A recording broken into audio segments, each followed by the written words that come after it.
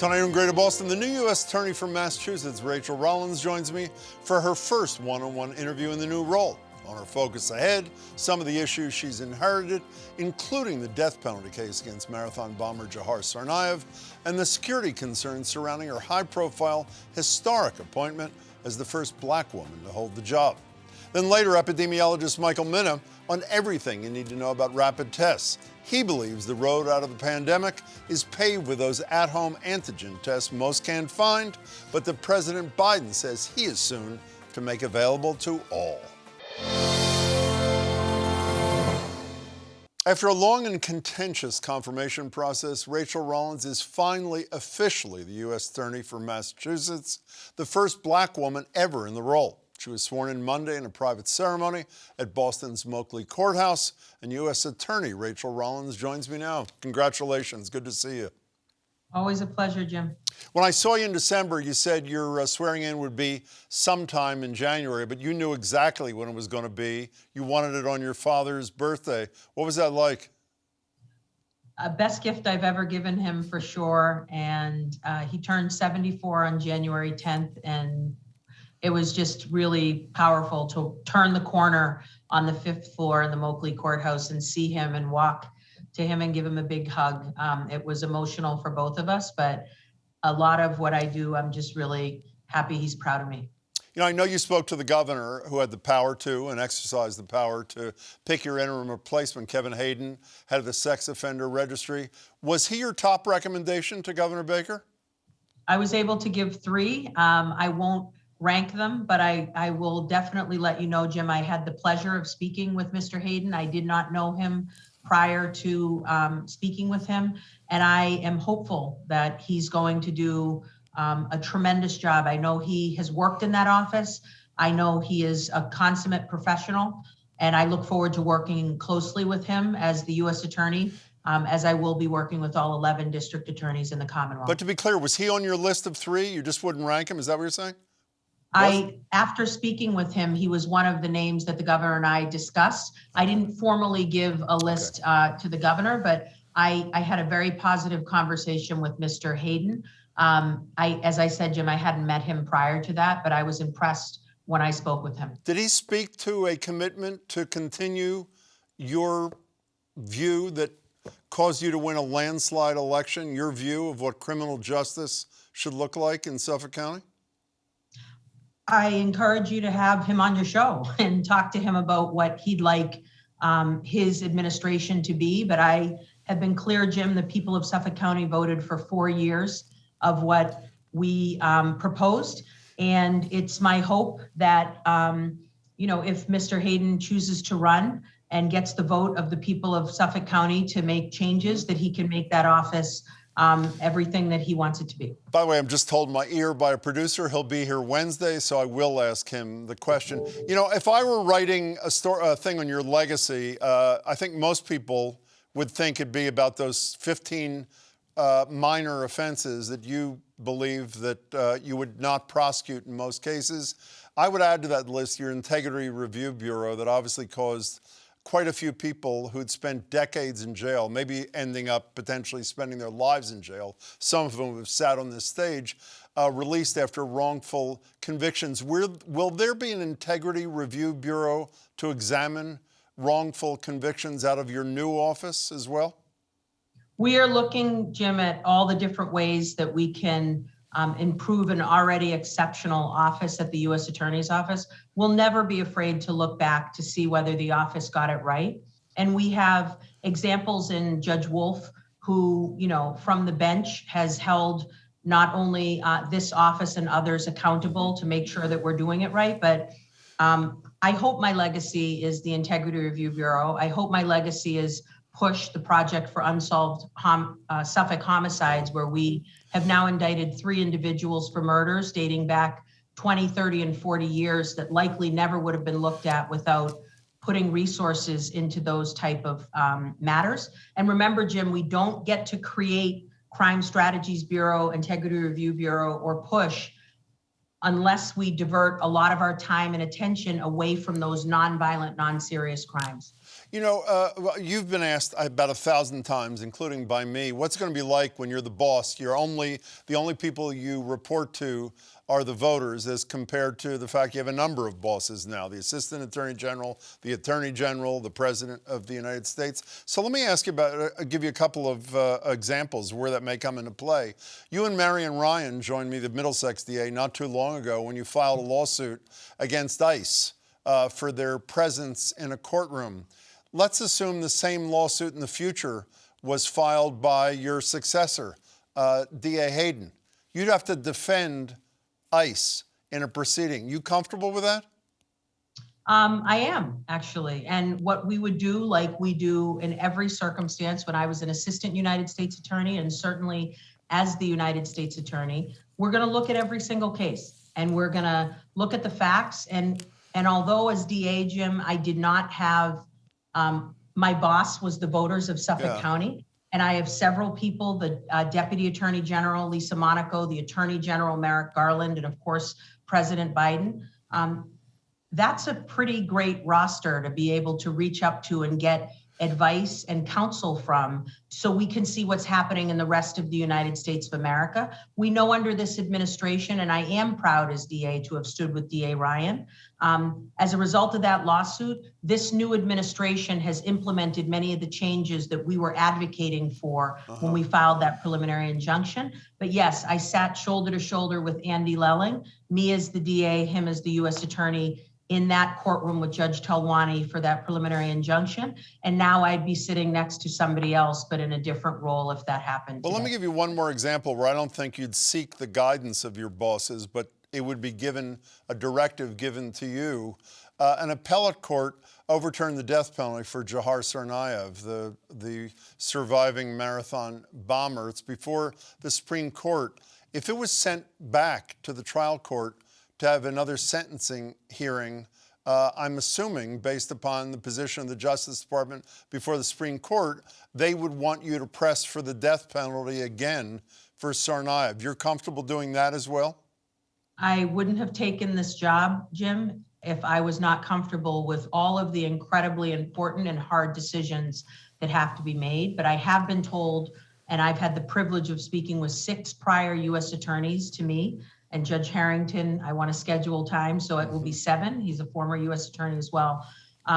There is a lot of thought that goes into those decisions, and we will be reaching out to Maine Justice to get input, but I am comfortable making that decision. I won't tell you what that is going to be because I don't know what the ruling ultimately or what the guidance is going to be for me, but I will make that decision, and it will be thoughtful and deliberate. Can we move from a couple of hypotheticals to matters that are actually still pending, carryovers from U.S. Attorney Lelling's office?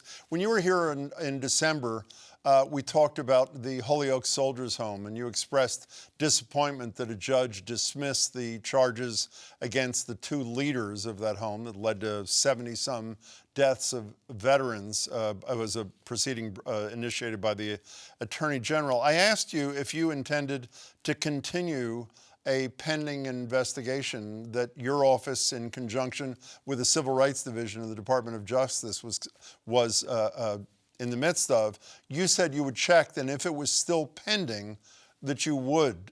Have you checked? Is it still pending? Will you? So I'm on day 4 of my job, I know that. and I am, but we are getting briefed on all of the important cases, and this office handles a tremendous amount of important cases all over the Commonwealth. This is one of them. And Jim, I've said to you before, I'm the daughter of a Navy corpsman. I look at these veterans as people who have risked their lives, so people like me have the ability to voice my opinion, and it is deplorable what happened to them and how their lives ended. I want to commend the Attorney General of our Commonwealth, Maura Healey, for stepping up and bringing those charges, and I was disappointed that they were dismissed, but without disclosing anything else, I can say that remains a very strong passion in me to make sure that when vulnerable individuals, particularly those that have given so much to this country, are wronged, that we do not sit silently and allow that to happen, that we stand up as the government and say that it is unacceptable, and whoever did it will be held accountable to the full extent of the law. So there's still could be federal charges against those men coming out of the U.S. Attorney's Office, your office. I will tell you that if that is going to happen, you will hear that first from me, but as of right now, I can't discuss or disclose. You know, one of the incredibly troubling things from our last discussion, and I'm assuming virtually everybody who watched it felt the same way or read about it afterwards, were the threats that you received. I asked you if there was any trickle-down impact of the verbal abuse you took from the Republican senators, and you described death threats, racist threats. You told CNN that you got either a voicemail or a phone message saying, hide your kids, and obviously there are 3 of them that you mean a huge amount to you. Has that dissipated at all in the days since, now that you're there, or is there still more of this crap? You know, I want to first say that I got a lot of really amazing messages too, a really positive outpouring of support from not only people that voted for me, but people around the country and my law enforcement partners. And Jim, we are in a time right now where tensions are incredibly high. We just had the 1-year anniversary of the insurrection of the Capitol. And so, although I'm not going to really speak to the details of my security, what I can promise you, Jim, is if I did not feel safe and I thought that my 3 children were not safe, I would not be speaking to you today as the U.S. Attorney for the District of Massachusetts. And I have full faith in the U.S. Marshal Service, the Boston Police Department, and others that are looking at social media and other ways that people might be reaching out to me or posing threats. Did the U.S. Marshal's Office explain to you why they denied your request, by the way, for security?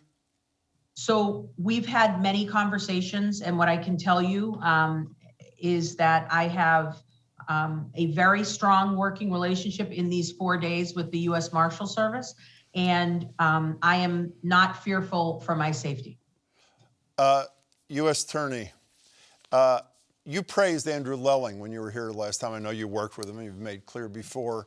Let's assume we talk, and which we will, in a couple of years, after you're a couple of years in the job. How will the people of Massachusetts know that there is a different U.S. attorney sitting in that chair? And by the way, that question is not meant to disparage anyone at all, but you are a different person with a different view of the law. How will they know that there's I was going to say a new sheriff in town, a new U.S. attorney in town?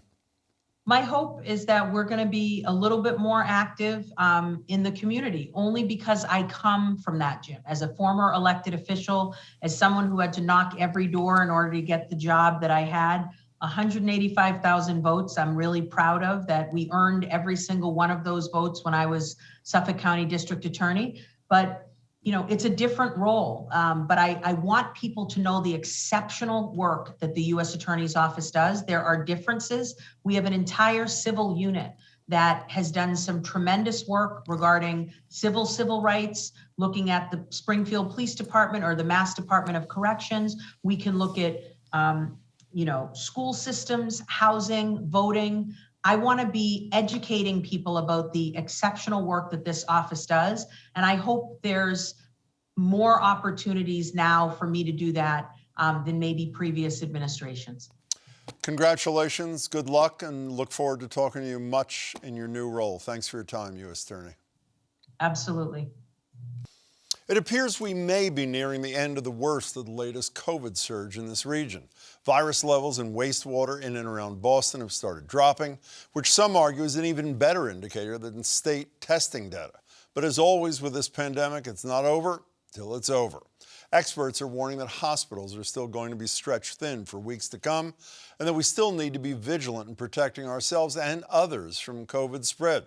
That's why Joe Biden announced another initiative today, part of what he's calling a whole-of-government surge response to the pandemic. We are making high-quality masks available to the American people for free. About time. But as with the whole testing thing, he hasn't said exactly how yet, with details to come next week.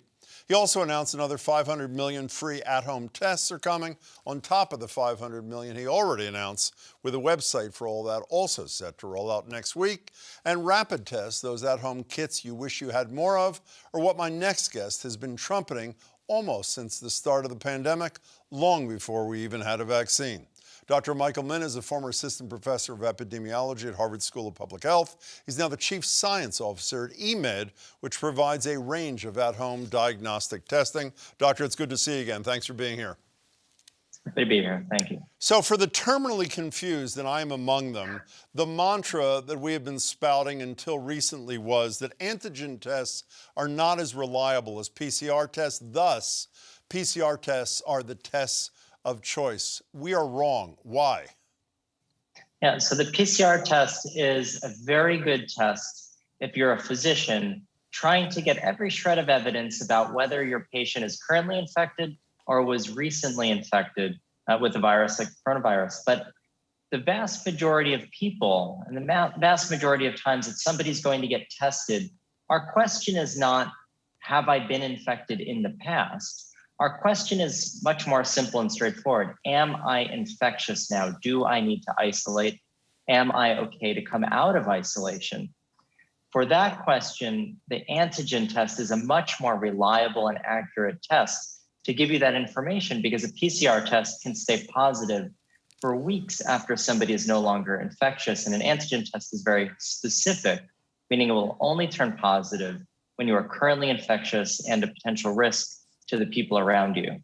But when people respond to what you just said by saying something like, well, but the PCR test is more sensitive, that's why you respond by saying, I think, in fact, it's too sensitive for our everyday purposes. Am I right about that? That's correct. It is too sensitive. I like to give an analogy of a detective versus a security guard. If they're both there to help stop crime, but a detective can go back to a crime scene weeks or months or even years sometimes, after, and pick up little shreds of DNA and use PCR to figure out who was at that crime scene. That's very different than the kind of person we need to stop the crime from happening in the process of it occurring. And that's where you really need a security guard or a security camera, which is very different than a forensics detective who might just happen to show up there at the time that the crime is happening, but more often will show up afterwards. And so the two tests are just used for very different purposes. And in the case of a rapid test, it's really about finding out, am I infectious? Do I need to isolate? And the most important thing falls right in its name. It's a rapid antigen test. It gives you results in a time frame that allows you to actually act and stop yourself from transmitting any further. So when I first started reading your stuff a couple of weeks ago and we had you on the radio, you convinced me, and then all of a sudden the next day I read a story in Stat about admittedly a small test in which the conclusion was that rapid tests didn't detect Omicron in the first few days of infection. The point of the test being you could be transmitting and not even know you have it. Isn't that a big problem? So it's not an issue with rapid antigen tests. And this is where there was massive confusion around that study. What the study was actually comparing was the use of saliva as a specimen versus a nasal swab. And when you use saliva, we've known actually the entire pandemic that the saliva can turn positive a day or two before the virus gets a chance to migrate up into the nose. And so it was actually kind of a disingenuous title, because it was really more about comparing the specimen type, where the collection of the specimen is coming from in the body. But what we know from both from that study and studies that have come before and after it is that the rapid antigen tests are still performing exactly as we anticipate that they will perform to detect Omicron in the same way that it was detecting Delta or any of the other variants. Now, what has changed is Omicron is obviously much more transmissible. And so there is a period of time on the ramp up when no test will find you as positive in the nose, but you might already be spreading because the virus is kind of down in your saliva and your throat and already aerosolizing. And so that's a much more difficult problem that both the antigen test nor the PCR are able to solve unless you start collecting the specimen from further down or from the saliva. So let me state, I guess, what is the obvious based upon your conclusions. For those who are obsessed, as we should be, about lockdowns that are killing businesses and workers, maybe not literally in some cases, but figuratively, school closings and the damage they are doing, the rapid test is the antidote for both of those problems, according to you, correct? Yeah, and the reason is we want to stop transmission. We absolutely want to stop transmission. And so a rapid test is a very good tool to do that. As long as we're still, as a society, choosing to stop outbreaks by locking things down and keeping people at home, then what our real goal is to stop transmission. The rapid test can help identify you in a time period that is commensurate with what you're using it for, stopping you from spreading to others. But the other important piece is that removing yourself from isolation is absolutely crucial to do in a safe way. And right now, the five-day guidance, for example, from CDC, just has anyone leaving isolation at 5 days after they've been into it. But what we know is that many, many people are still positive and infectious, some of at their peak infectivity at 5 days at the very time they're leaving isolation. So you think they've got to take a rapid test and have a negative, unlike what the recommendations from the CDC are, correct?